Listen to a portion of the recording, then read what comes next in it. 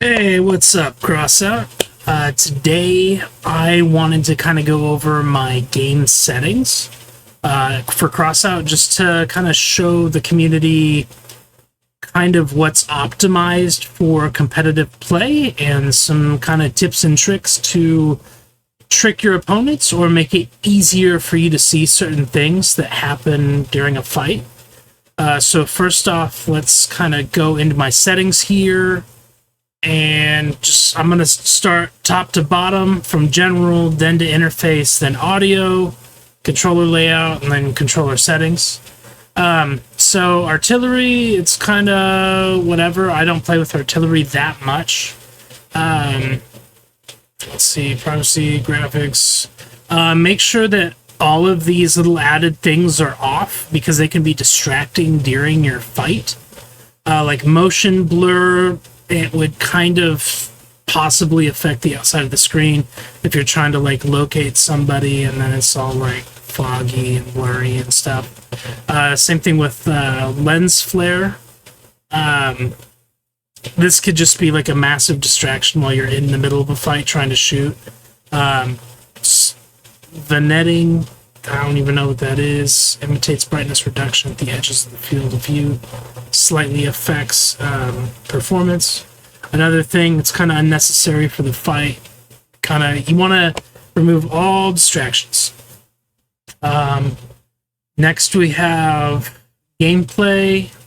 Subtitles on. Kind of whatever. For damage numbers, you want to group the numbers. So, for example, like it's not just like a cascade of just random numbers popping here, there. You want to actually kind of have a good idea of how much damage you've done to a target. That way you can kind of make proper callouts. It's like, oh snap, I just took a gun and did about 625 damage. You know, kind of give your allies an idea of how much you did altogether.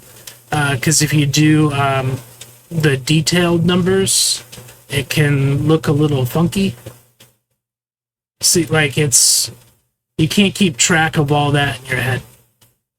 It's like 155, 153 plus 175 plus 78 plus 4. Like no. No bueno. And so let's get that back on that. If you want to go super hardcore and not know anything on what's going on, you could just like Dark Souls the shit out of it, I guess.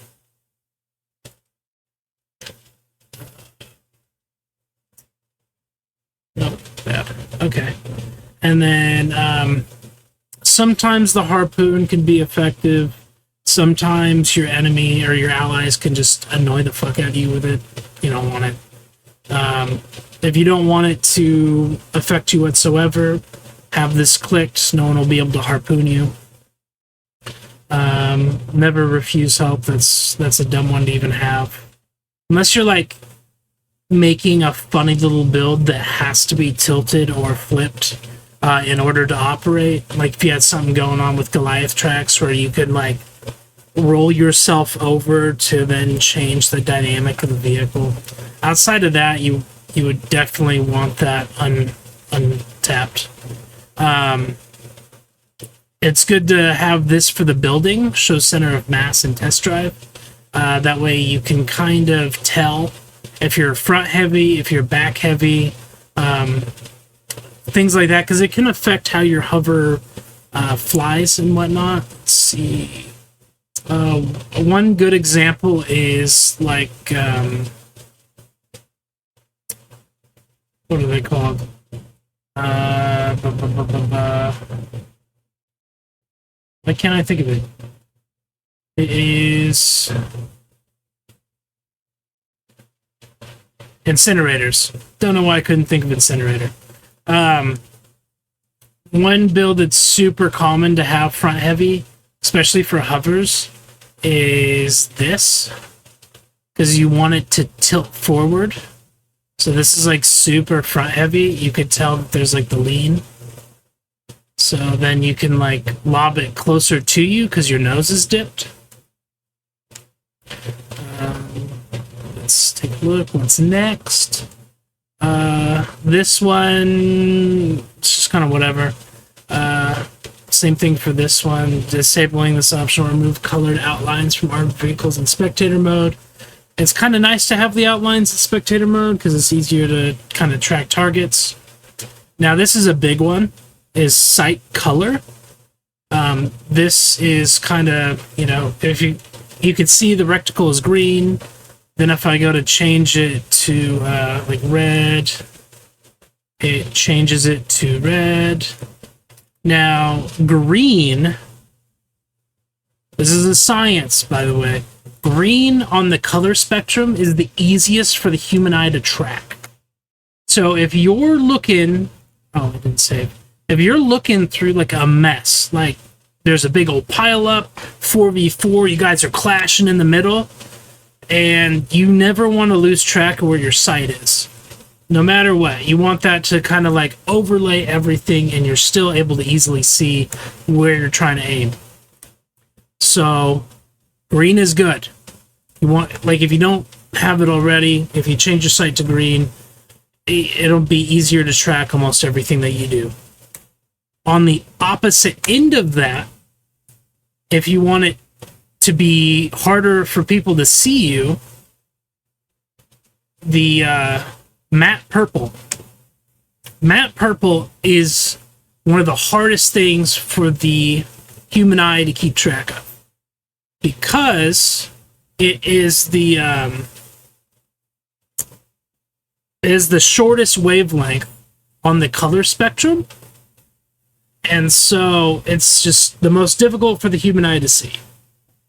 So if you want to be super stealthy, like for instance, you're in a 1v1 scenario and you're scooting across the map and you don't want to be seen, there's no Doppler, chances are if you are running purple, you might be able to like slide past corners without getting noticed more often than you would if you're running like fucking yellow. Like, it's going to be super easy to spot you. Like, it's just going to be better if you're purple. Now, I run Shimapan because I'm a loser and I got a special little paint, so it makes me feel good. So English, I'll put it back on. Let's go into the next one. Scope activation. Now, scope activation is good if you adjust your controller settings. So right now I have it on L1. Scoots me in, I release, it releases. So the reason this is really good is because, let's say, for instance, you're scoping in, you're shooting a target, and then you didn't notice on the map that there is a dog coming on your flank. Now, if you're scoped in, your focus is downrange. You're not, more often than not, you're not going to be looking at your map off to the right. So, what ends up happening if you do change it to press is that dog will get on you, and you're scoped in, and you're trying to scope out to fucking fight him, and you're just tapping out of panic, and you're just gonna die because, you know, I'm not saying that's everybody. I'm just saying more often than not, the chance that you tap too many times and then you get put right back into the cycle, it just takes way too long to get out of it if you're panicked. So, to avoid that whole mess, go to hold. Holding is beautiful. Rocket strike alarm. Visual and sound. You want to know when those fuckers are shooting. Because if you don't, and you just randomly get hit with like 8 rockets because you weren't paying attention, that's probably a no-go. You want to just be able to use that scope. Combo counter? I had this clicked off for a very long time because I didn't know what the fuck it did. Now I do. So, I don't know if it will do it now since I'm in my garage. But if I strip this guy, you'll see it says disarmed on the right side of my map, or on the right side of the screen. If you click it off, then you go and strip, This little cute little breaker. Doesn't say anything. Doesn't say anything at all. Now, the reason that this is helpful, and it also does it for being immobilized as well, you take all their movement parts, they can't move, is if you cross-map somebody and you're unable to verify if they lost a weapon, this is where this kind of comes in super clutch. Because if it's like, oh shit, I just cross-mapped this dude and it says he's immobilized, he got framed, but he was across the map and around a corner, like, you're not going to be able to verify that he was potatoed or not. And so, you know, if you know that, you could pass it on to your team, and now you have one less target to even worry about during the fight. See? Immobilized. What's next? Damage direction, only in scope. This one's not really important, because most of the time, you don't rely on this at all. Because you could generally tell where the fuck you're getting shot from. It's not some, like, weird magic shit that's going on in the game. Now, this is how you set up new controls, quote-unquote. New controls. There's old controls, new controls. So, old controls is I turn all this off. I want to keep reverse rotation and inversion. Actually, here, I'll give an example. So this is old controls. So, in order to do things, I need to, I want to strafe right, I hold the right toggle. I want to go left, I hit the left toggle. I want to spin, it doesn't track, yada yada yada. Now, the annoying thing about this, if you don't like do the reverse inversion, is if you go reverse and then you left toggle and then you turn it, it does weird shit. This is primarily like useful on spiders. So if I go on master, okay.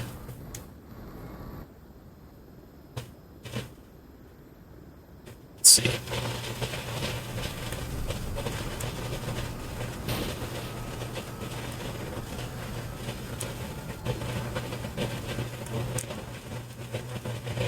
Okay, so this is it right here. So, I'm turning the left toggle to the right. I'm spinning to the right. Okay, that's normal, okay? Now, if I'm reversing, and then I left toggle, and then turn, it starts getting a little weird. Like, it doesn't kind of follow what you're trying to, like, do directionally, and it's like tripping over your own feet. So, it's super easy just to put the reverse rotation inversion on, and then you can do all the kind of crazy moves that you want while doing just like the normal movements. It's kind of hard to tell because, like, I'm not, you know, doing crazy shit where you can see my controller very well. But, I mean, if you're unfamiliar with it, definitely go into your settings and play around with it a little bit on Spider, and you'll kind of notice what the differences are. But I will say from experience, putting the rotation inversion in is very helpful. Now, for the new controls, bind turning angle to camera, you can just do some awesome stuff. Like, you can just look where you want to look, yada, yada, yada. The thing is, though, if you can see on my controller, I'm going to strafe. I'm putting the toggle down. It does not strafe at all if I don't put the right controls in. It does not strafe. Trying to strafe, I'm using my left stick. It only turns to the left and turns to the right. Whatever. Anyway, now, if I swap strafing and turning and steering on,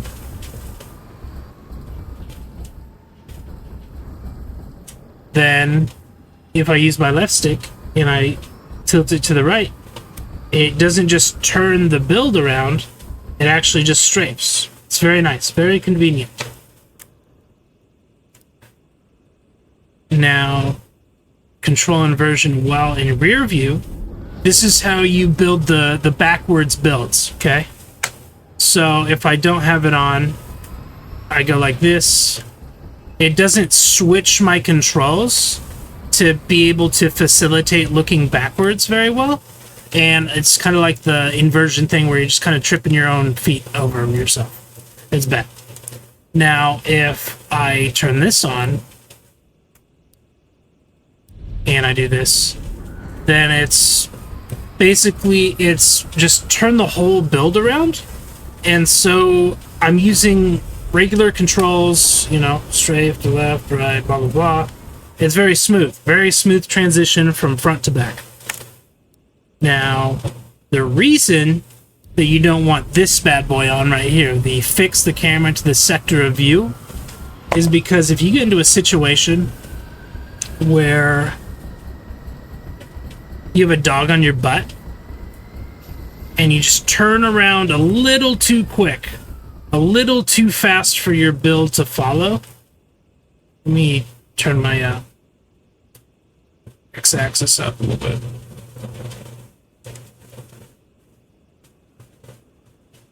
Okay, so if I get to this point, right, it won't just tilt my build around if I have it activated.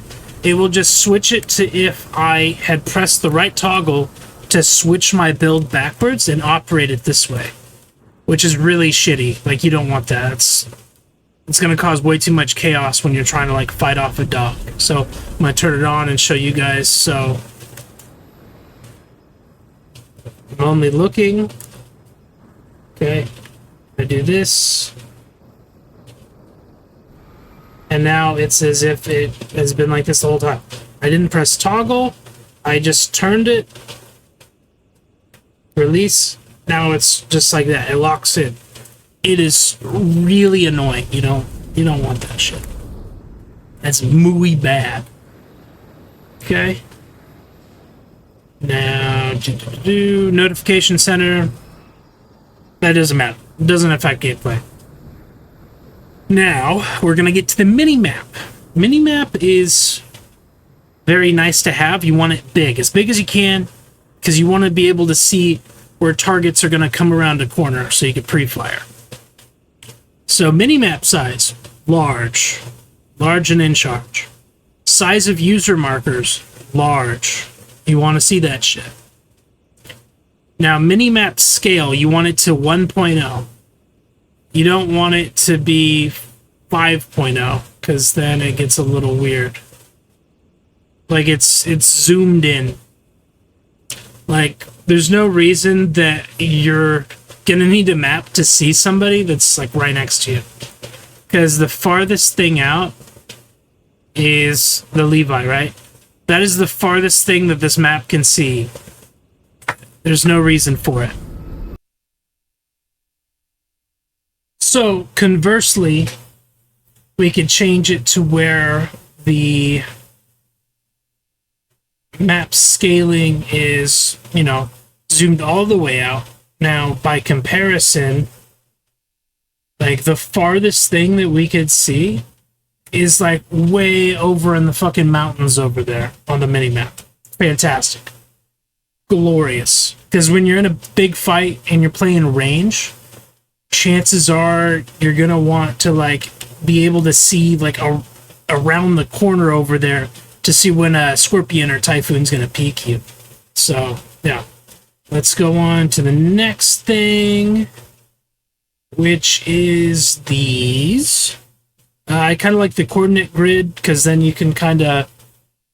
I don't know if you would do, like, fancy callouts, but if you're playing artillery, you could be like, hey, they're all kind of going towards, like, A5 or whatever, and then have the artillery try to drop in that zone. Like, I wish there was a module you could have to where you could actually, like, activate the artillery to fire, but then if you put the map up, you can actually see where exactly on the mini-map, on the grid, where it's going to drop for just better precision, like a spotter. Fortunately, we don't have that in the game. Now, as far as the color coding, I've kind of kept it as its base. There hasn't been much reason to change it. There's probably some more optimal color variants to have. I just haven't really like tapped into that yet. Let's see. User marker visibility, markers per faces, blah blah blah. Yes, yes, yes. Audio. I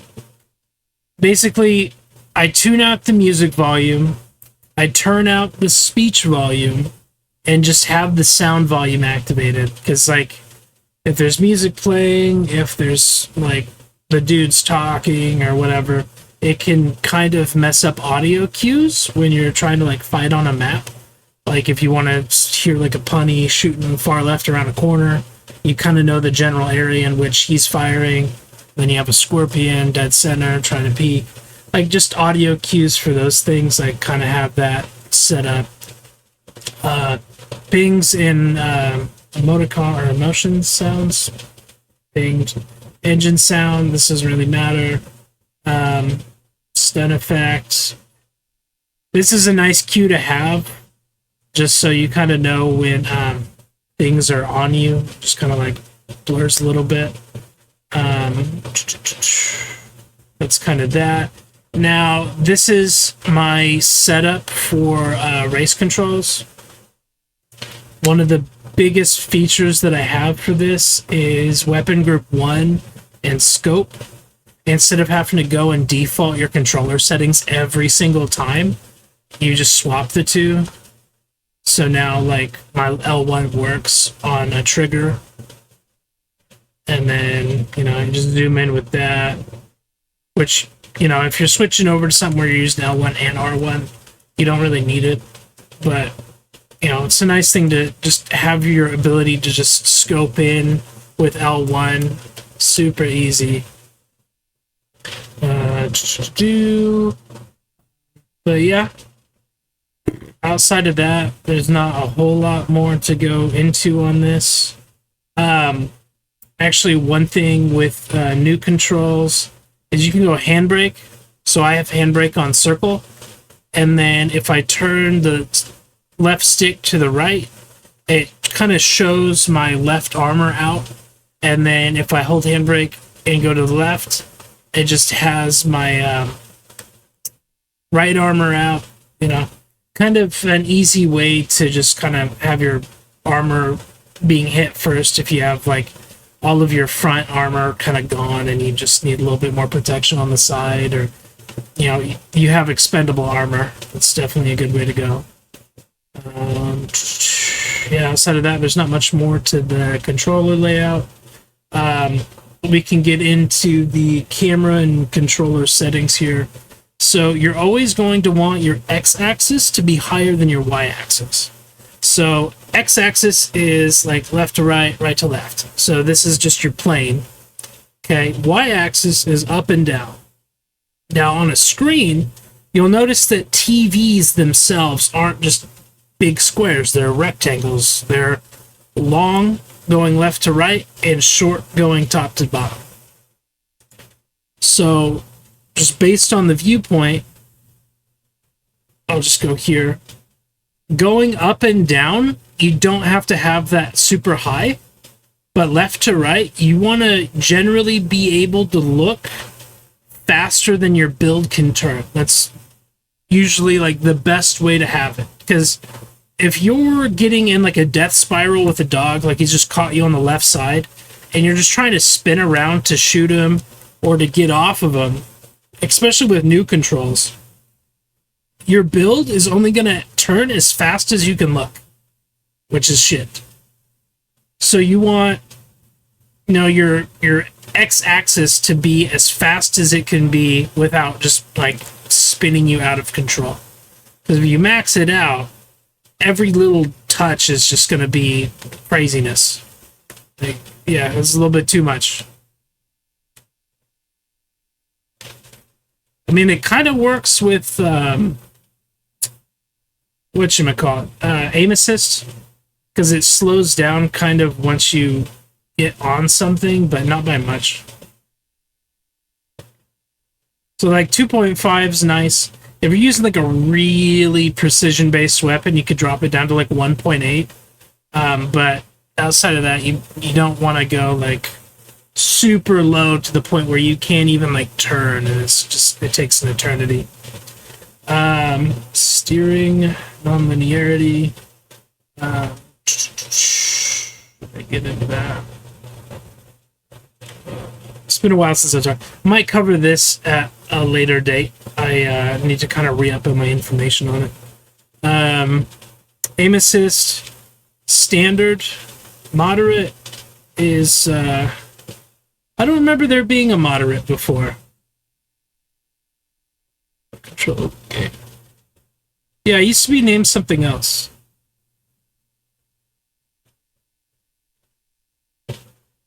Build mode doesn't really matter.